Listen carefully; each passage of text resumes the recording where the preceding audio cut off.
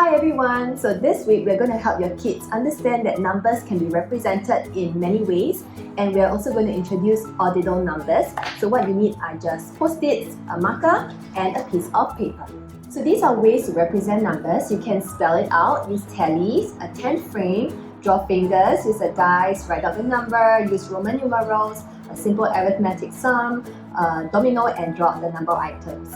Create a context to make it more meaningful. What is Mama's handphone number?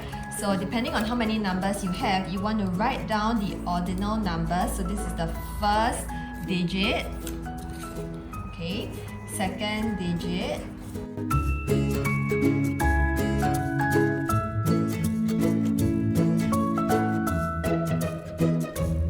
So for each digit, depending on your number, you want to write down any way you want to represent the number. So for example, my first digit is 9, I will just spell it as 9. My second digit is 8. So what I can do is to draw a domino that will represent 8. My third digit, let's say, is 7. 5, 6, 7, I use a tally. My fourth digit is 6. I can say 3 plus 3.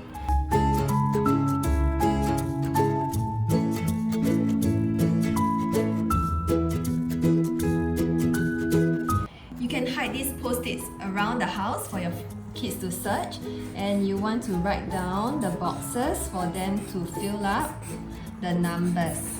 If your kids are older, you don't have to write down the ordinal numbers here, but if they are still young, you can guide them and write down the ordinal numbers.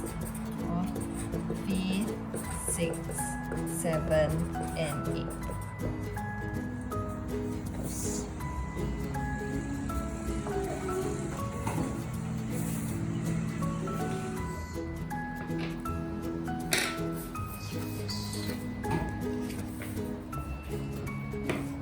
Seven, right?